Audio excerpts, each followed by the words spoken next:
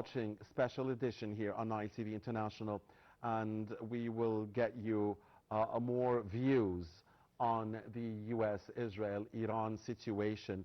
And again, the latest that we have is that U.S. sources have announced that American and Iranian negotiators have agreed on a framework for a 60-day ceasefire extension, but that still needs U.S. President Donald Trump's approval.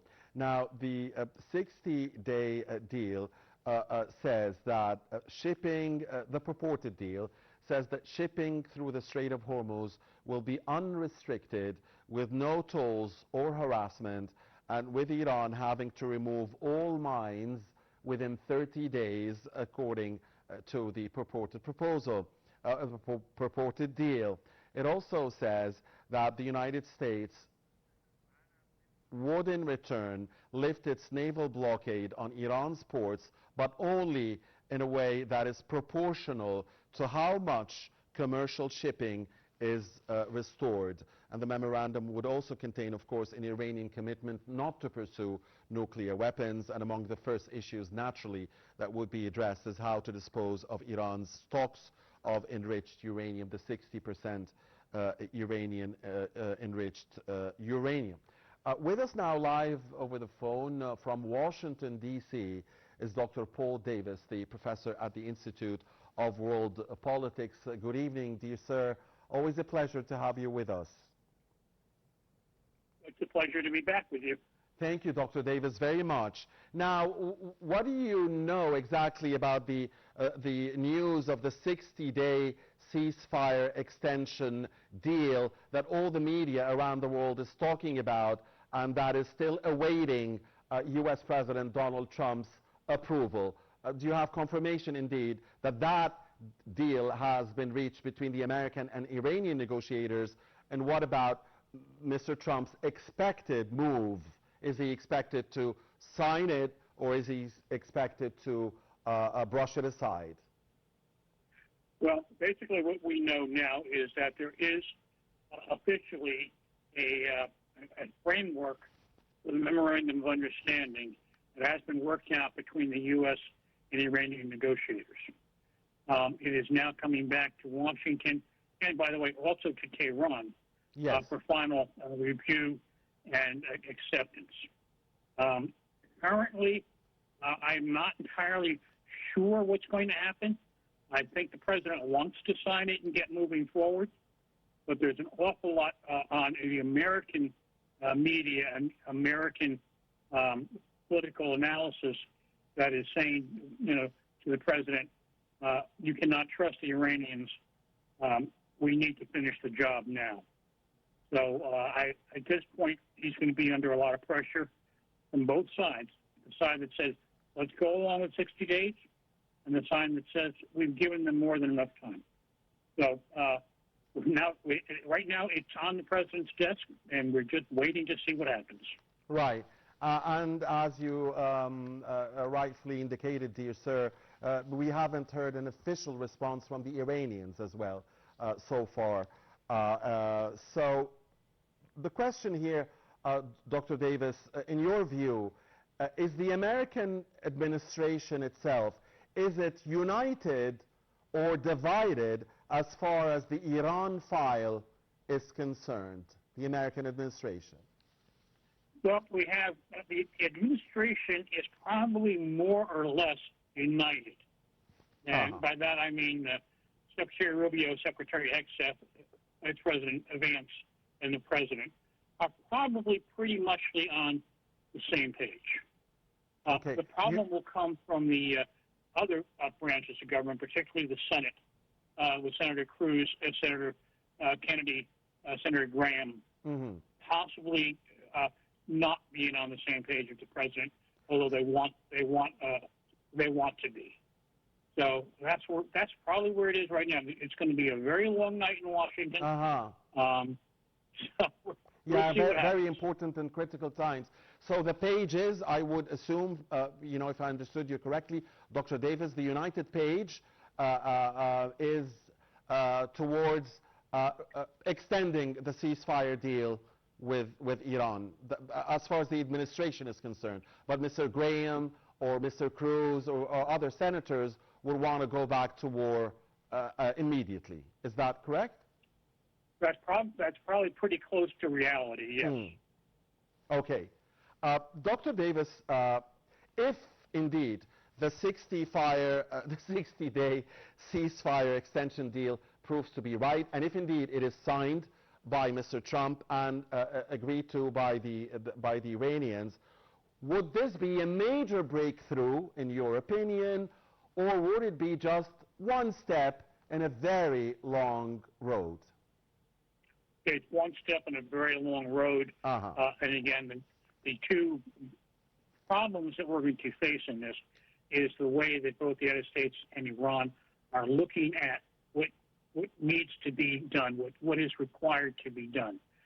Whereas Iran wants the Strait of Hormuz opened up again because they want oil flowing, they need revenue to come back in, along with some kind of guarantee that they're not going to be attacked within the 60 days.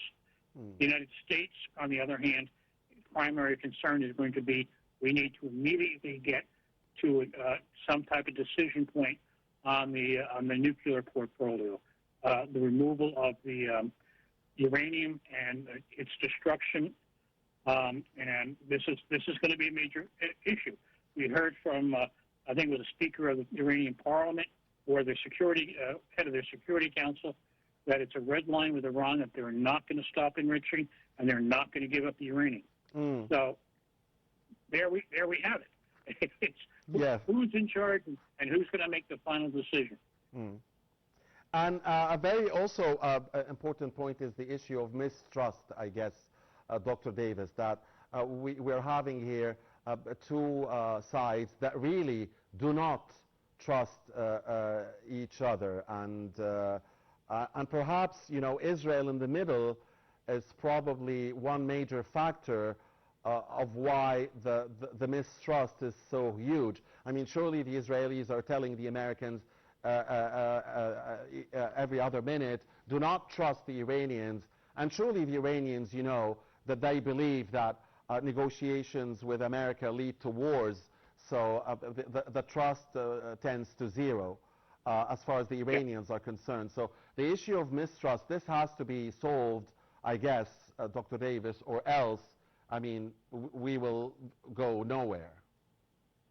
Exactly. I mean, it goes back to I think it was Reagan who quoted a Russian statement of trust and verify, and it's the verification process that's going to be the key to this. What the United States does not trust with Iran is right after the JCPOA was signed and money was released to Iran to help the Iranian economy, the Iranian government turned that money around and used it to support external terrorist organizations like Hamas, Hezbollah, the Houthis, and also we know that they did use some of that money to continue to increase their nuclear capabilities and their ballistic missile capabilities. So this is the question. They're saying they want sanction relief and they want return of some of their assets. The United States is saying, how do we guarantee if we return those assets, they're not going to be turned around and used to make war on the region? Yeah. You know, Dr. Davis, everybody was following the markets after hearing the news of the 60-day ceasefire extension deal, or the reports of that potential deal. And the markets really didn't react, basically. I mean, Brent stayed at 94.95, WTI stayed at 89.90, markets were largely flat. So what does that tell you about the situation? That we've had this dance before, and we've seen every time there's been some kind of movement toward a negotiated settlement or a ceasefire, the markets did react, and the price of oil has gone down. Now, the people that are looking at it are saying, all right, we've done this dance before. Now we're hearing word of a possible settlement. Let's stand by and wait and see what actually happens. I mean, the price of oil is higher than it should be, but it's not as high as it has been. Right. So this is what we're looking at right now. Mm-hmm. The markets are not going to react until there's some more positive movement in the situation. Yes. Now, the Abrahamic Accords. Mr. Trump touted that idea of, Qatar, Saudi Arabia, Pakistan, and others signing the Abrahamic Accords, as part of a so-called comprehensive deal, a comprehensive deal for the region, the Iran deal, and then more Abrahamic Accords.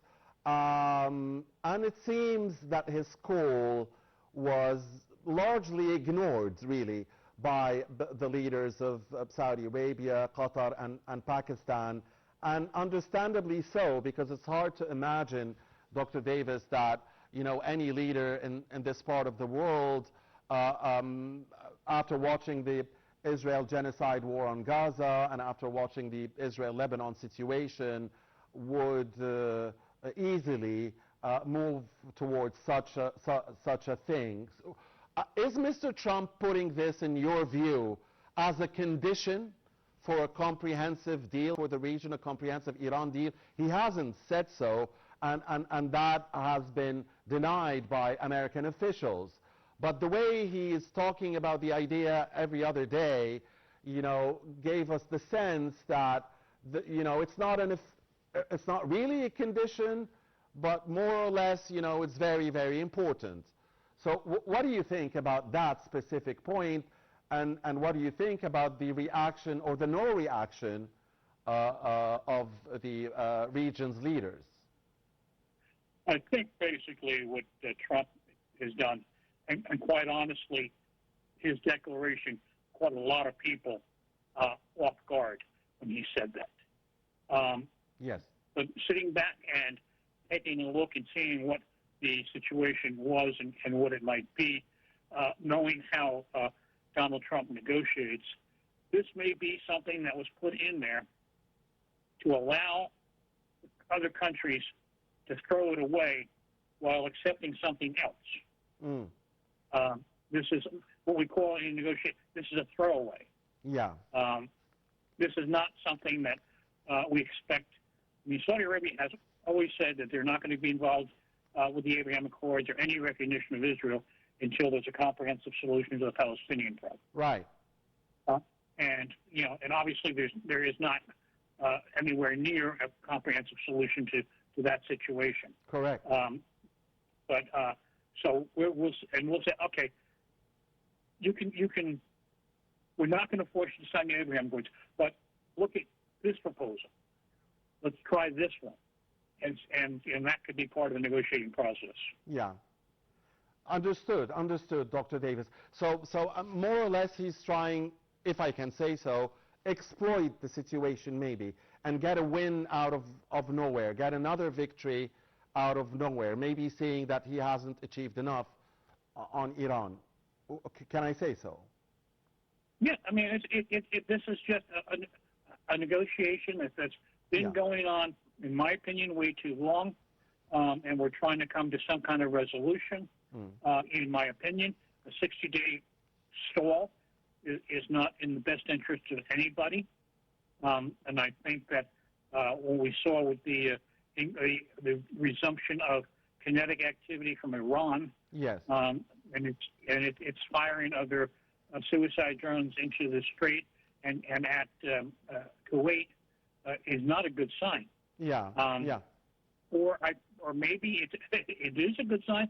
Maybe when they saw the fast reaction of Kuwait and of the United States and their ability to knock those missiles and drones down, maybe it was back up to Iran and said, all right, let's start talking again. Yeah. I wanted to ask you also, Dr. Davis, about Oman.